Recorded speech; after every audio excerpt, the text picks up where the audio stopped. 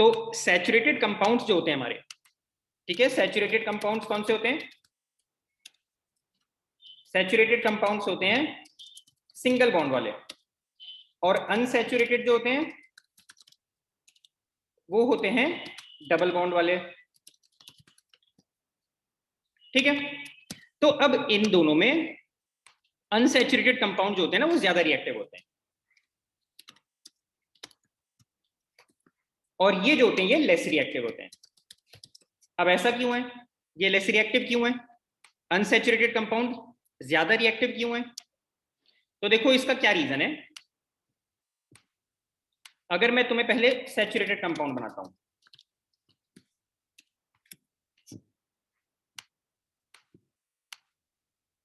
उसका एक एग्जांपल सी, और देखो यहाँ पे कार्बन है, उसको 4 इलेक्ट्रॉन्स की जरूरत होती है, और उसका 1 इलेक्ट्रॉन तो उसको ये बाजू वाले एटम से मिल गया, तो यहाँ पे 3 हाइड्रोजन और लग जाएंगे, 1 2 3, ये 3 हाइड्रोजन है, इसमें भी 3 हाइड्रोजन है, तो ये तो सैचुरेटेड कंपाउंड का स्ट्रक्चर बन गया, ठीक है। अब देखो यहां पे, और इसको अब मैं कंपैरिजन करूंगा एक अनसैचुरेटेड कंपाउंड के साथ।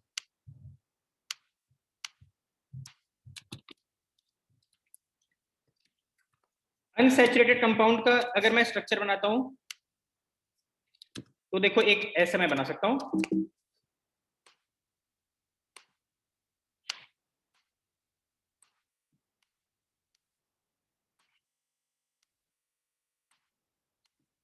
अनसैचुरेटेड, एक सेकंड रुक जाओ, हाँ, अनसैचुरेटेड का अगर मुझे बनाना है तो सी डबल बॉन्ड सी,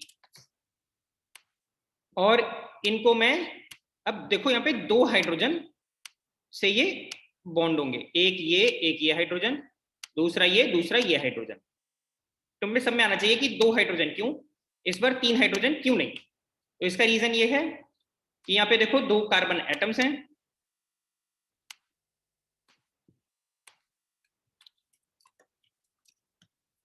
दोनों कार्बन एटम्स को 4 इलेक्ट्रॉन्स की जरूरत थी, जिसमें कि 2 तो इन्होंने आपस में शेयर कर लिए, तो इनको 2 और हाइड्रोजन एटम्स की जरूरत है, जिनके साथ ये 1 इलेक्ट्रॉन और ले लेंगे, ठीक है ना। अब देखो ये अनसैचुरेटेड कंपाउंड में होगा क्या। ये जो अनसैचुरेटेड कंपाउंड है इसमें हम क्या कर सकते हैं कि ये जो डबल बॉन्ड है इसको मैं ब्रेक कर सकता हूं,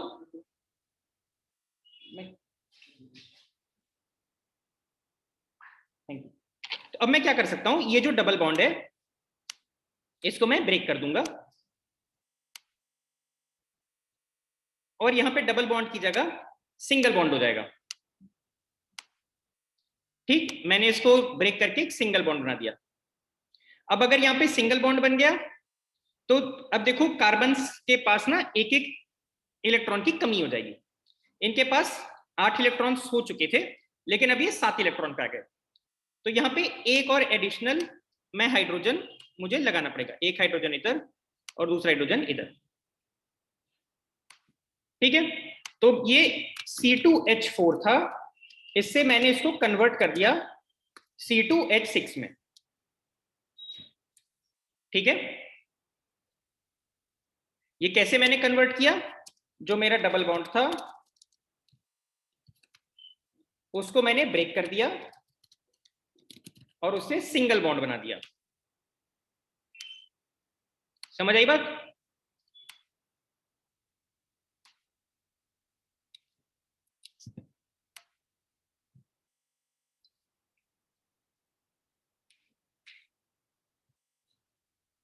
तो इस वजह से यहां पे क्या होता है कि तुम्हारे जो सैचुरेटेड कंपाउंड होते हैं, मतलब कि जो सिंगल बॉन्ड वाले होते हैं, उनको हम आसानी से ब्रेक नहीं कर सकते, लेकिन जो डबल बॉन्ड वाले हैं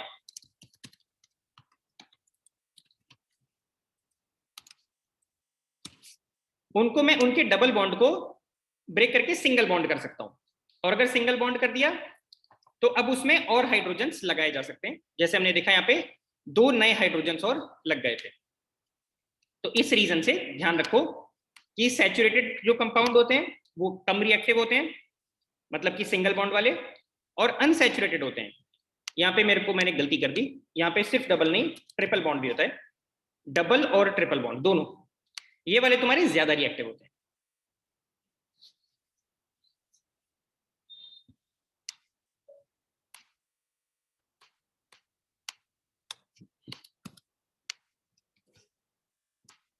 अब इसके बाद नेक्स्ट टॉपिक स्टार्ट हो रहा है हमारा इस चैप्टर का, स्ट्रक्चरल आइसोमर्स।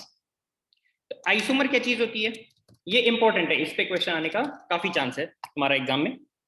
आइसोमर होते हैं दो अलग अलग कंपाउंड्स जिनमें तुम्हारा ना सेम फॉर्मूला होता है, लेकिन इनका ना स्ट्रक्चर डिफरेंट होता है। अब इसका क्या मतलब निकल रहा है, इसका क्या मतलब निकल रहा है वो भी हम देखेंगे। तो यहाँ पे ना अगर हम स्टार्ट करते हैं, सबसे यहाँ पे जो पहला एग्जांपल लिया जा सकता है वो हम लेंगे C4H10 का। ठीक है, C4H10 में हम क्या करेंगे कि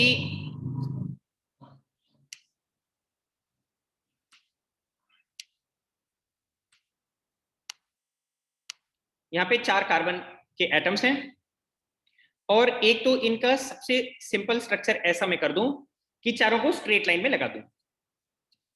अगर चारों स्ट्रेट लाइन में रहेंगे और हम सबसे हाइड्रोजन वगैरह निकाल दें तो ये तुम्हारा सबसे पहला स्ट्रक्चर बनेगा। इस टाइप का ये हम ऑलरेडी सीख चुके हैं। ठीक है, एक बार मैं ये बना के भी दिखा देता हूं तुम्हें। इसका मैं अगर पहला स्ट्रक्चर बनाऊं तो C C C C। ठीक है, इन 4 का मैं पहले ऐसे बना दिया। अब इसके बाद मैं क्या करूंगा कि पहले और आखिरी वाले जो कार्बन एटम्स हैं इनके पास देखो 4 इलेक्ट्रॉन्स की और जरूरत होती है। 4 तो पहले से होते हैं, 4 की और जरूरत होती है। तो फर्स्ट और लास्ट वाले कार्बन एटम से अभी 3 हाइड्रोजन की और जरूरत है। तो यहाँ पे ना 3 हाइड्रोजन निकाल दो, इधर वाली तरफ भी 3 हाइड्रोजन और निकाल दो। तो हाइड्रोजन कितने हो गए, 6। फिर उसके बाद ये जो बीच वाले 2 मिडिल कार्बन एटम्स हैं इनसे भी 2 हाइड्रोजन निकाल दो। ठीक है, तो यहां पे तुम्हारा पहला ये स्ट्रक्चर तैयार हो गया। ठीक है, ये एकदम स्ट्रेट तुम्हारा स्ट्रक्चर है। तो यहां पे भी तुम लोग देख सकते हो कि दे रखा है कि 2 पॉसिबल इसमें स्ट्रक्चर हो सकते हैं। पहला वाला तो एकदम स्ट्रेट जब होता है, तो वो जो भी मैंने ये बनाया ये स्ट्रेट वाला है।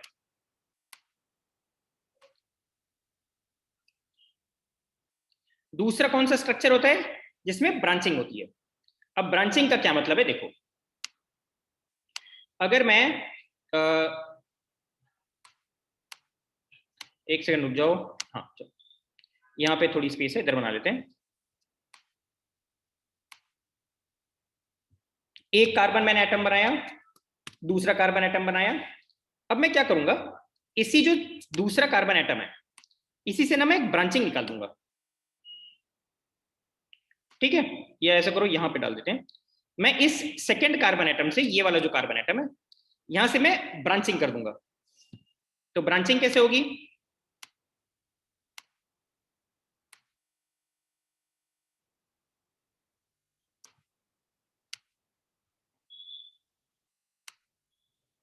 ये एक कार्बन एटम है,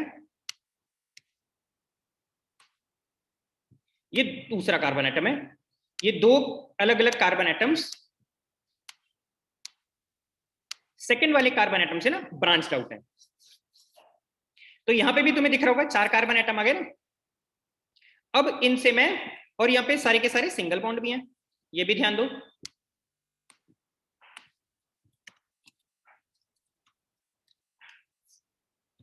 ठीक है, अब आगे देखते हैं। जो सबसे पहला वाला कार्बन एटम है, कौन से वाले कार्बन एटम की मैं बात कर रहा हूं, ये वाले कार्बन एटम की। ये जो सबसे पहला कार्बन एटम है इसके पास पहले से 4 इलेक्ट्रॉन होते हैं, और मैं क्या करूंगा कि इसमें से ना 3 और निकाल दूंगा मैं।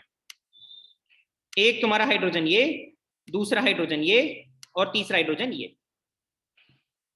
ठीक है, या मैं लिख देता हूं H H और फिर H।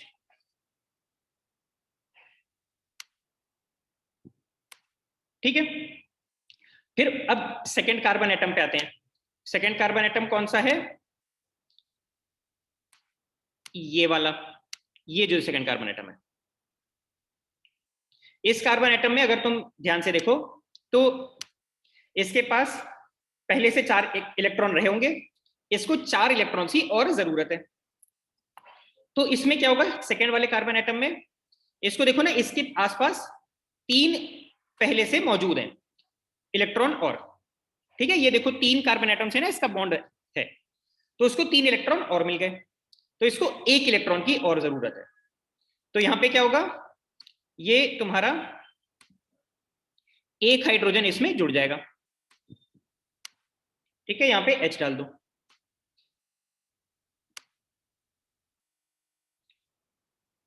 ठीक है, अब बाकी 2 कार्बन एटम्स पे चलते हैं जो बचे हुए हैं। बाकी 2 कौन से कार्बन एटम्स हैं? एक तो ये वाला कार्बन एटम और दूसरा ये वाला कार्बन एटम। तो इन दोनों ही कार्बन एटम्स में तुम्हें बात समझ में आनी चाहिए कि इनके पास पहले से 4 होते हैं, 4 की और जरूरत है। तो अगर 4 की और जरूरत है तो इन दोनों ही कार्बन एटम्स में एक तो बाजू वाले कार्बन से मिल रहा है इन्हें, तो 3 हाइड्रोजन एटम्स और चाहिए इनको। ठीक है, 3 हाइड्रोजन, तो 3 हाइड्रोजन यहां पे लगा दो, 1 2 और 3। ठीक है, तो 3 हाइड्रोजन और लगा दिया मैंने, तो 1 हाइड्रोजन इधर, दूसरा हाइड्रोजन इधर और तीसरा हाइड्रोजन एक और। उसी तरह से जो नीचे वाला कार्बन है इसमें भी 3 हाइड्रोजन लगा दो, तो 1 हाइड्रोजन इधर, 1 हाइड्रोजन इधर और 1 हाइड्रोजन इधर। तो यहां पे तुम्हारा क्या आ जाएगा, H H और H।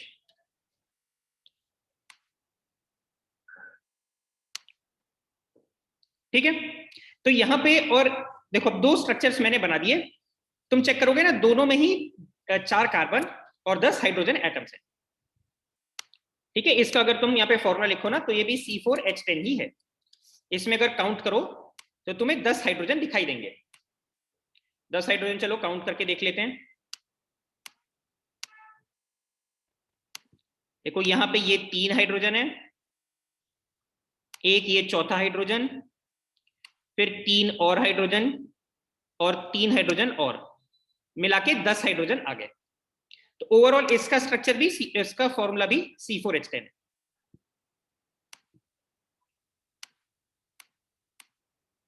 लेकिन अब जो 2 मैंने तुम्हारे सामने स्ट्रक्चर्स बनाए हैं, एक तो स्ट्रक्चर है ये वाला जो स्ट्रक्चर मैंने तुम्हारे सामने बनाया, और दूसरा स्ट्रक्चर ये वाला।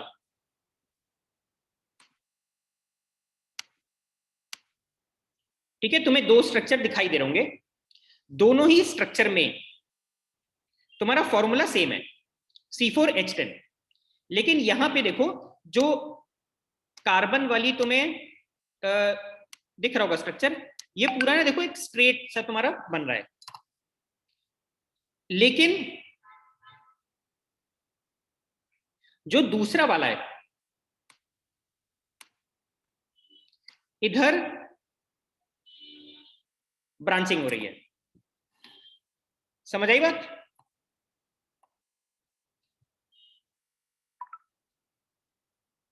ठीक है, एक ये और दूसरा ये।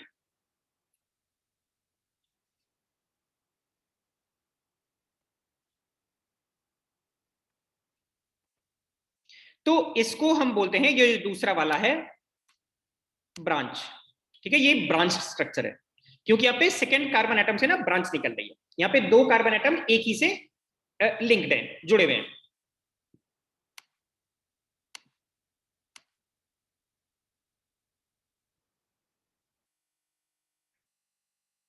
ठीक, और ये वाला तुम्हारा स्ट्रेट है। तो ये दोनों में जो स्ट्रक्चर है ये डिफरेंट है। इन दोनों को हम बुलाते हैं आइसोमर्स।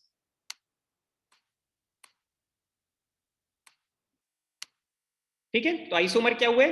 दो कंपाउंड्स जिनका सेम फॉर्मूला है लेकिन उनके स्ट्रक्चर्स डिफरेंट है। तो यहाँ पे एक तुम्हारा बिल्कुल स्ट्रेट है और दूसरा तुम्हारा ब्रांच है, तो ये आइसोमर होते हैं। तो यहाँ पे एक बार फिर से देख लो, थोड़ा रीड कर लो इसको। यहाँ पे नेक्स्ट तुम्हारी लाइन में एक कार्बन एटम, यहाँ पे देखो 3 कार्बन एटम से जुड़ा हुआ है, ये सेकंड वाले स्ट्रक्चर में। मैं थोड़ा सा अगर यहाँ पे इसको ये बड़ा सा कर दूं, ये वाला जो तुम्हारा ब्रांचिंग है जिसमें, इसमें देखो ये जो कार्बन एटम है ये 3 कार्बन एटम से जुड़ा हुआ है, एक तो इससे, एक इससे और एक इधर। ठीक है, और अगर दूसरा वाला, तो ये ब्रांचिंग है, इसमें ब्रांचिंग।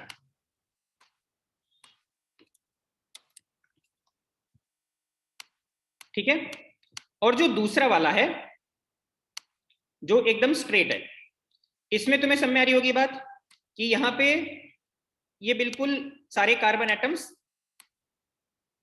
एकदम स्ट्रेट में जा रहे हैं, यहां पे कोई भी कार्बन एटम नहीं है जो कि 2 कार्बन एटम से लिंक है जिसकी। सबसे पहला वाला अगर तुम देखोगे तो ये एक कार्बन एटम के साथ जुड़ा हुआ है, ये वाला जो कार्बन एटम है इसके साथ 2 कार्बन एटम जुड़े हुए हैं, तीसरा कार्बन एटम तुम्हारा जो है ये भी 2 कार्बन एटम से जुड़ा हुआ है, और ये जो लास्ट वाला है ये एक कार्बन एटम के साथ जुड़ा हुआ है।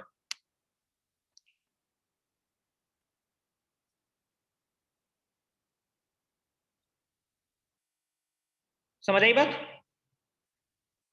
तो ये आइसोमर्स होते हैं, ये सेम केमिकल फॉर्मूला है, दोनों ही तुम्हारे, इसको मैं लिख दूंगा ये स्ट्रेट है।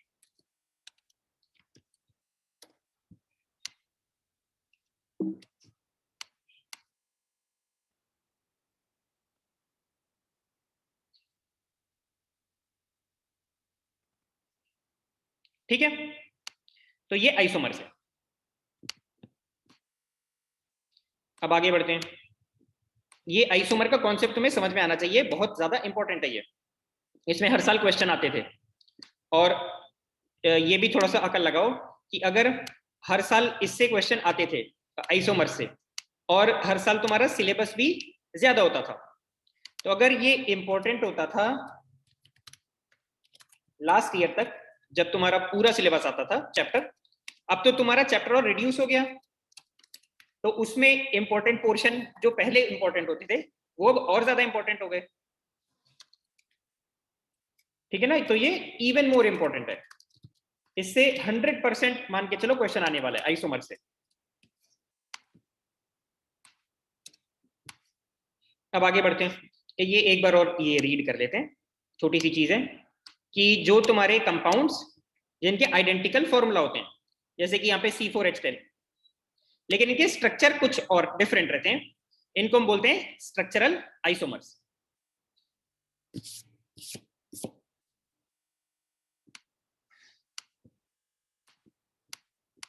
फिर यहाँ पे कुछ और एग्जांपल्स भी दे रखे हैं। कभी कभी क्या होता है ना कि आइसोमर्स रिंग्स में भी अटैच हो जाते हैं। तो अगर मैं रिंग की बात करूं तो सबसे आसान अगर मैं रिंग का तुम्हें एक एग्जांपल दूं तो ये देखो C3H6 है। अब C3H6 जो है इसके 2 स्ट्रक्चर मैं तुम्हें बना के दिखा सकता हूं। पहला, ये एक एल्कीन की तरह बिहेव कर सकता है। क्यों? क्योंकि C3H6 का जो फॉर्मूला होता है वो CnH2n होता है। अब CnH2n में डबल बॉन्ड होता है, जनरल फॉर्मूला, ये मैंने कल डिस्कस किया था तुम लोग के साथ। एल्कीन में डबल बॉन्ड होता है, तो C3H6, अच्छा ये तो एक ये है। दूसरा इसका होता है साइक्लो एल्केन भी बन सकता है। अब साइक्लो एल्केन क्या चीज होती है तो वो मैं तुम्हें भी एक्सप्लेन करता हूं। तो ये जो, चलो दोनों स्ट्रक्चर बनाते हैं, पहले हम बनाएंगे एल्कीन।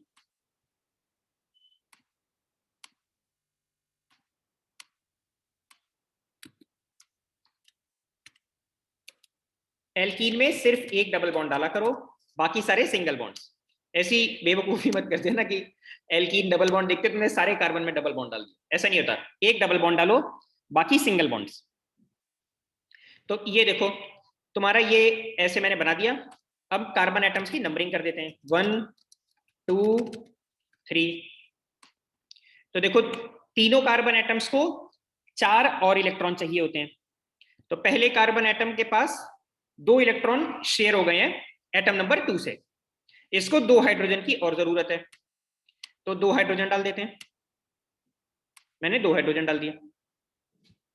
अब अगर एटम नंबर 2 की बात करूं मैं, तो एटम नंबर 2 में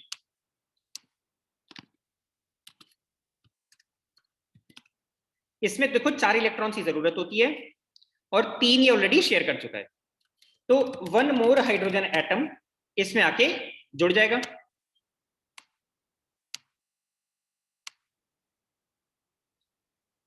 ठीक है। अब एटम नंबर 3 जो है, एटम नंबर 3 तुम्हें समझ में आना चाहिए कि इसको भी 4 इलेक्ट्रॉन्स की जरूरत है, लेकिन इसको सिर्फ 1 इलेक्ट्रॉन मिला है एटम नंबर 2 से, तो इसको 3 और हाइड्रोजन एटम्स की जरूरत है। तो यहां पे 3 हाइड्रोजन एटम मैं डाल दूंगा, 1 2 3। तो ये तुम्हारा तुम्हें समझ में आ रहा होगा C3H6 बन गया।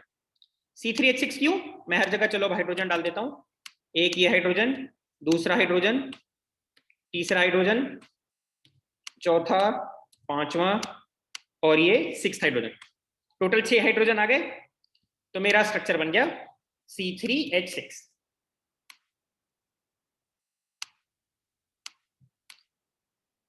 ठीक है। तो ये मेरा जो मैं तुम लोग को बता रहा था, 2 स्ट्रक्चर्स बन सकते हैं, उनमें से ये पहला स्ट्रक्चर है।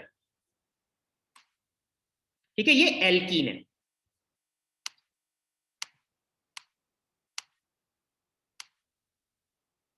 ठीक है, ये एल्कीन वाला बना है क्योंकि अब देखो डबल बॉन्ड है। अब मैं दूसरा वाला स्ट्रक्चर बना के दिखाऊंगा तुम्हें कि ये नया स्ट्रक्चर जो मैं बात कर रहा हूं, साइक्लो एल्केन क्या चीज होती है। साइक्लो में तुम्हारे देख गोल बन जाता है, तो यहां पे चलो साइक्लो एल्केन भी देखते हैं क्या चीज है ये। साइक्लो एल्केन में क्या होगा कि नॉर्मल एल्केन ही होगा, मतलब कि सारे सिंगल बॉन्ड्स होंगे। सबसे पहली बात ये ध्यान में रखो कि एल्केन में तुम्हारे सिंगल बॉन्ड्स होते हैं खाली।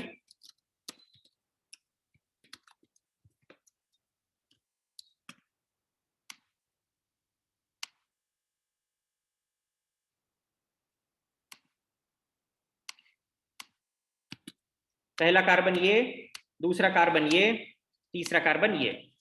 अब देखो मैं क्या करने जा रहा हूं, अगर जब भी साइक्लो वर्ड यूज होता है तो हम क्या करेंगे, इनको ना एक गोल सी इनकी साइकिल बना देते हैं, मतलब कि मैं इनकी ना एक रिंग बना दूंगा।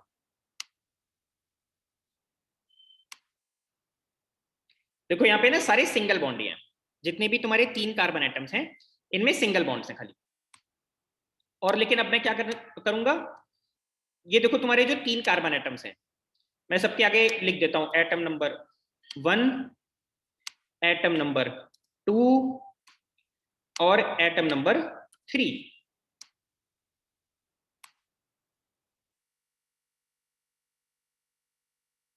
ठीक है।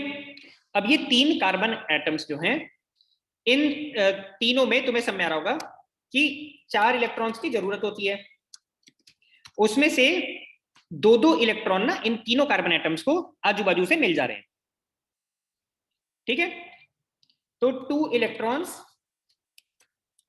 शेयर्ड ऑलरेडी, तो इनको अभी 2 इलेक्ट्रॉन्स और चाहिए। अगर 2 इलेक्ट्रॉन और चाहिए तो तुम्हें समझ में आ रहा होगा कि 2 हाइड्रोजन इससे आके अटैच हो जाएगा। एक हाइड्रोजन ऐसे डाल दो, एक हाइड्रोजन इसमें ऐसे डाल दो। यहां पे मैं लिख भी देता हूं,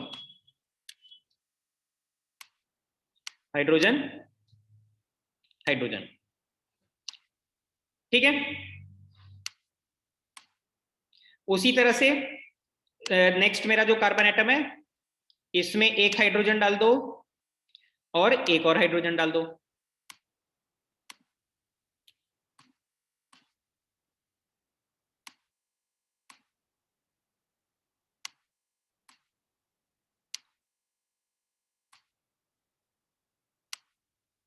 यहां पे हाइड्रोजन लगा दो।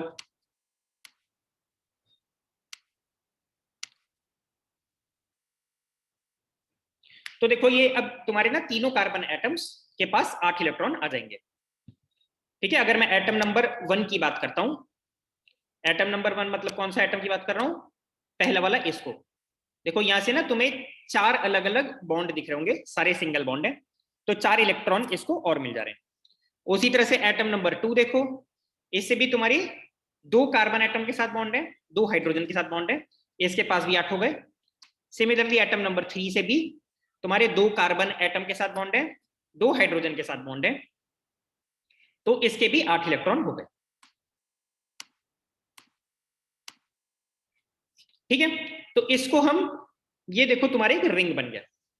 इसका भी क्या स्ट्रक्चर तुम्हें दिखाई दे रहा है, C3H6।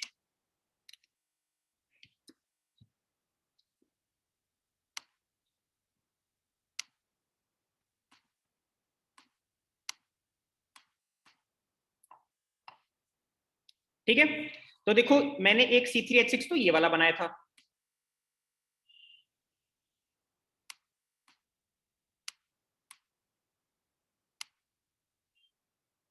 कौन सा वाला बनाया था, एक तो ये स्ट्रक्चर बनाया था मैंने, अरे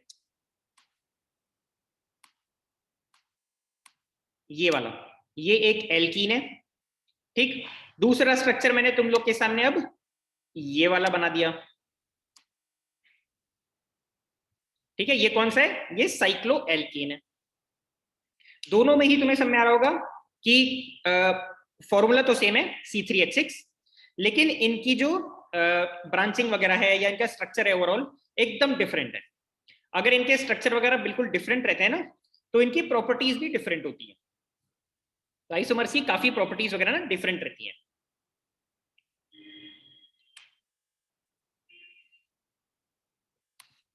समझ आई बात?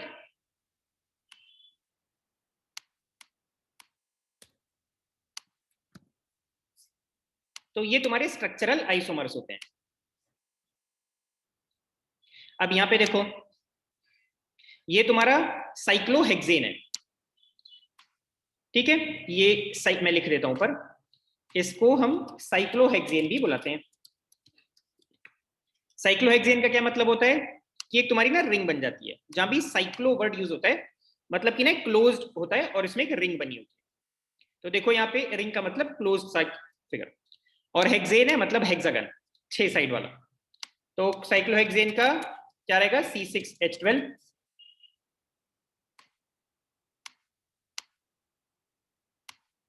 तो ये तुम्हें हेक्सेन है। हेक्सेन में देखो यहाँ पे ना वर्ड है एन, तो एन मतलब एल्केन होता है। अगर हेक्सीन लिखा होता तो इसमें तुम्हारा ना डबल बॉन्ड होता, क्योंकि यहाँ पे वर्ड यूज हो रहा है इन।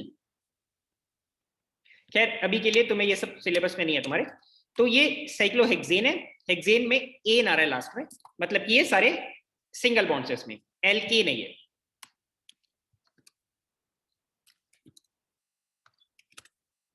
और एल्केन भी क्यों है, क्योंकि इसमें लास्ट में एन तुम्हारा आ रहा है। तो ये एक देखो C6H12 है। बाकी इसके अलावा क्योंकि तुम लोग अब थोड़ा बहुत पढ़ चुके हो, तो इसमें देखो एक दूसरा स्ट्रक्चर भी पॉसिबल है। और वो दूसरा स्ट्रक्चर क्या होगा, दूसरा स्ट्रक्चर होगा जब मैं इसमें ये देखो ये CnH2n वाली फॉर्म है, तो ये कौन सी फॉर्म होती है, एल्कीन वाली।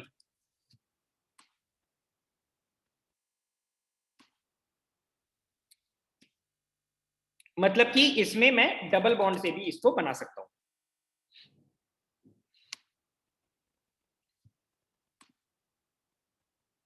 ठीक है, C6H12 मतलब डबल बॉन्ड। तो एक बार चलो मैं 1 मिनट में बना के दिखा देता हूं। C, इसका डबल बॉन्ड C,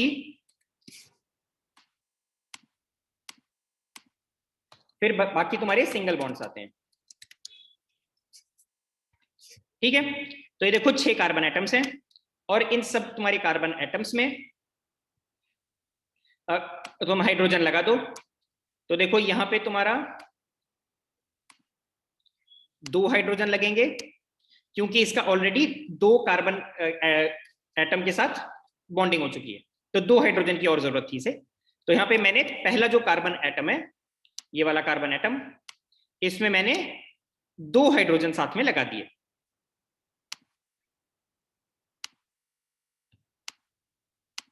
उसके बाद नेक्स्ट वाला जो तुम्हारा कार्बन है उसमें सिंगल बॉन्ड ही लगेगा। फिर आगे जितने भी तुम्हारे कार्बन एटम्स हैं इसमें 2 हाइड्रोजन लगेंगे, इसमें भी 2 हाइड्रोजन लगेंगे, इसमें भी 2 हाइड्रोजन लगेंगे, लास्ट वाले में 3 हाइड्रोजन लगेंगे। क्यों? क्योंकि इसका बाजू वाले कार्बन एटम के साथ, मैं इस वाले कार्बन एटम की बात कर रहा हूं, लास्ट वाले, इस कार्बन एटम का सिर्फ एक सिंगल यहां पे बॉन्ड हुआ है, तो इसको सिर्फ 1 इलेक्ट्रॉन मिला है। तो अगर 1 इलेक्ट्रॉन मिला है तो यहां पे 3 हाइड्रोजन में यहां से अटैच कर दूंगा। तो यहां पे अगर तुम काउंट करो कितने हाइड्रोजन है, तुम्हें ना 12 हाइड्रोजन मिल जाएंगे, आसानी से काउंट कर लोगे।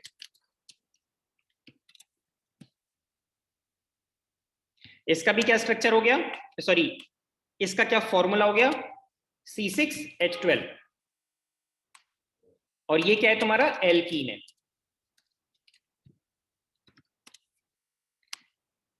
तो अब ध्यान दो, ये जो तुम्हारा C6H12 है,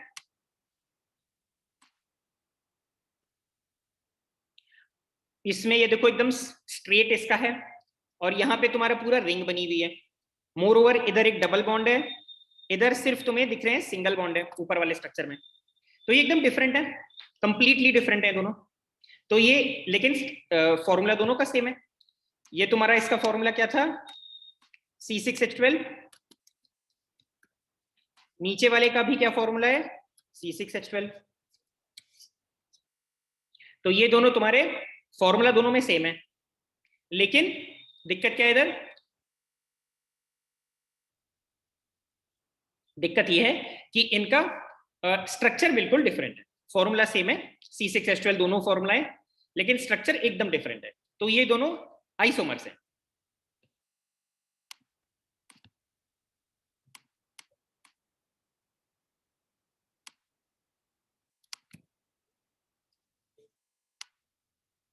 अब क्या होता है कि हमें एग्जाम में तुम्हारे कैसे क्वेश्चन आएंगे, इसमें आइसोमर्स में तुम्हें दे रखा होगा कि एक कोई भी कंपाउंड है जैसे कि ब्रोमोपेंटेन, और उसका तुम्हें आइसोमर बनाना होगा।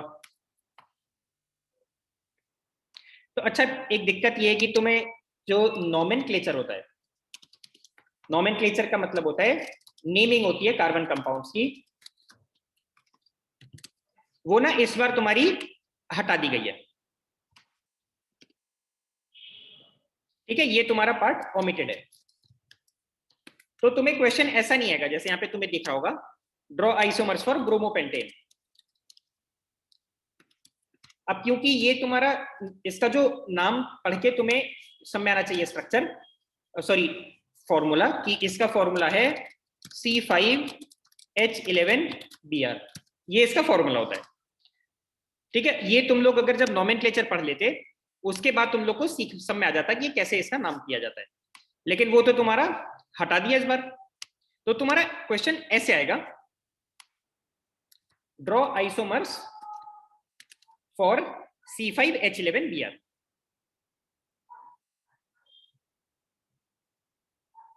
ठीक है, तो अब इसको हम समझने की कोशिश करेंगे कि यहां पे क्या करेंगे। तो जब भी हमारा ऐसा क्वेश्चन आएगा आइसोमर बनाने का, तो हमें क्या करना होगा कि C5 जो है, अच्छा उससे पहले C5 तुम्हें बात समझ आनी चाहिए, C5H11Br जो है ये बन कैसे रहा है। पहले मेरे पास C5H12 होता है, इसमें मैं क्या करता हूं,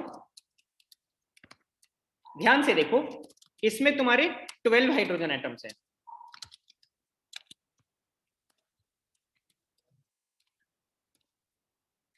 और मैं क्या कर रहा हूं, 12 हाइड्रोजन में से मैं 11 हाइड्रोजन प्लस एक ब्रोमीन मैं इसमें चेंज करके डाल रहा हूं। समझ आई बात? इधर देखो, पहले C5H12 होता है, उसमें से एक हाइड्रोजन निकाल दो तो कितने हाइड्रोजन बचे? 11। लेकिन अगर हाइड्रोजन निकाल दोगे तो कुछ और तुम्हें इसमें ऐड भी तो करना होगा ना। वो क्या चीज ऐड कर दिया तुमने? ब्रोमीन। तो C5H11Br का स्ट्रक्चर कहां से आता है? C5H12 हमारे पास पहले से था, उसमें एक हाइड्रोजन निकाल के फेंक दिया हमने, तो कितने हाइड्रोजन बच गए? 11। और जो हाइड्रोजन निकाल के फेंक दिया उसकी जगह पर हम ब्रोमीन लाते हैं। तो ये इस तरह से इनका स्ट्रक्चर बनता है। ये बात समझ आई?